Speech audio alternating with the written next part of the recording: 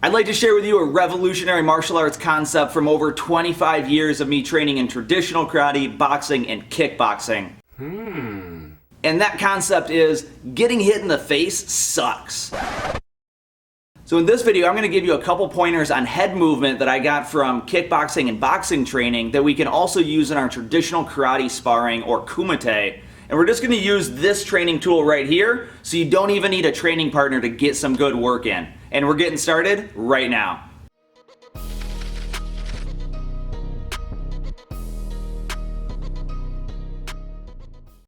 What's happening, martial arts friends? Welcome back. If this is your first time on though, my name is Nick, and on the Karate Playbook we do all sorts of training drills, workout videos, and technique and sparring videos just like this one to help you get the most out of your training and gain your edge. Alright, I've got a quick pop quiz for you guys. Any martial artists out there, if you know the answer, drop it down in the comment section. In a perfect world, what is the number one reason, and really one of the only reasons, why we would block a technique? Alright, so if you know the answer to that, drop it in the comments. But with that, I want to get into the actual drill here. Alright, so one of the things that boxers do better than pretty much any other style out there is their usage of head movement. Now, when we're talking about head movement, we're talking about moving our head by moving our body. So getting our head out of the way by moving our body, not moving our head out of the way by becoming a bobblehead.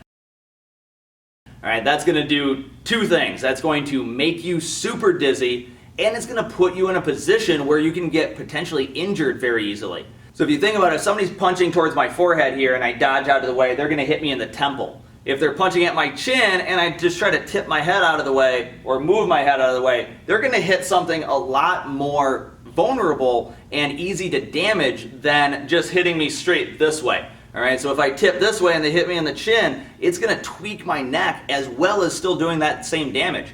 So instead of moving our head like this, we're going to move our body. Alright, so the first way we're going to work on this head movement is just by working on what's called slipping. So if the technique's coming in this way, I'm just going to slip to the side here. Okay, so I'm just going to be slipping side to side this way. Now, as we're training this, the way we're going to really work on this is by relaxing with our hands to our sides, and we're going to slide one arm down our leg and keeping our head upright. So I don't want to lean it this way. That's going to make you really dizzy and it'll make it hard for you to see the opponent. So I'm going to go from here, I'm going to slide straight down, compressing my ribs on this side and just keeping my head as upright as I possibly can. And I'm going to go to the other side like this. So I'm just going to work this until it's really comfortable and really smooth.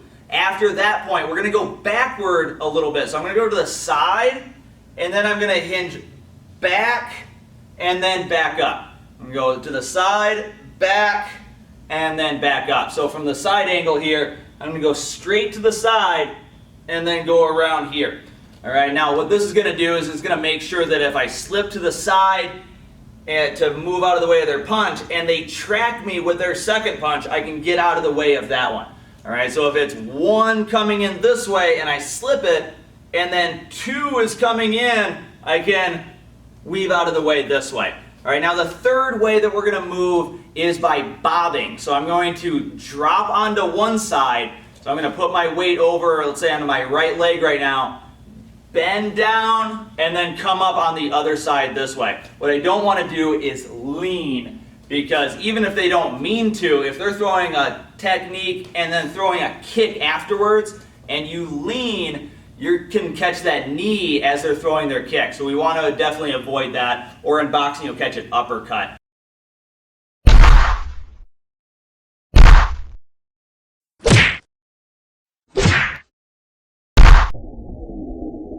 Alright, so it's really, really bad all around. Alright, so from here I can go to the side, I can go back, or I can bob up underneath like that. Alright, so we're going to work this with my super high-tech and fancy training tool here, which is just a tennis ball that I poked a hole in and then took a rope and tied a knot, pushed that knot through the opening of the tennis ball, and then hung it from the ceiling, and voila, you have a super inexpensive but super effective training tool that we're going to use for these drills.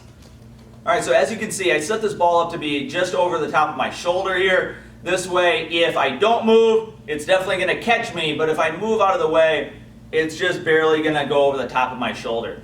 All right, now the first way we're gonna start off with this is just by standing to the side, and I'm gonna go from one side to the other, just like this, keeping our head upright the entire time, and then I can bob underneath it like this, here, and here, just like this, okay?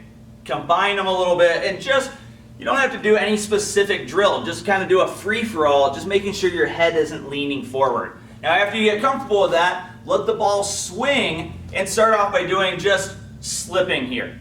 Slip to the side, let it come back in front of you, and then you can go side, side, and then making sure you're not standing up right into the ball.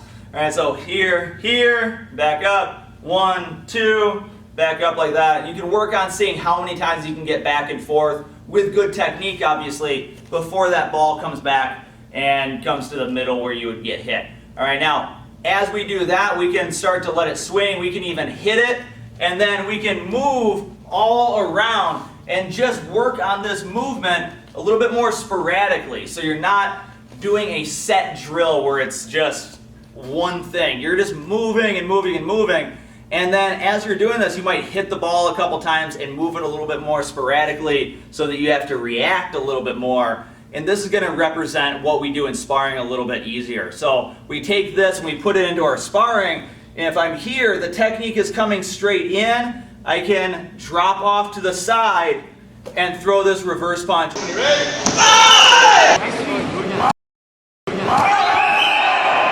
Or drop off to the side and then angle for our technique. If nothing else, if they're catching me off guard and there's a kick coming in, I can get out of the way very quickly rather than just kind of kiss my butt goodbye and getting hit, or putting my hands up and blocking and getting knocked over. I can get out of the way and potentially put them in a position where they have to respond to what I'm doing. All right, thank you all so much for watching, and as always, if you have any questions or video requests, please drop it in the comment section. I make sure that I get to each question or each comment personally and make sure I bring you the most value that we can possibly bring you.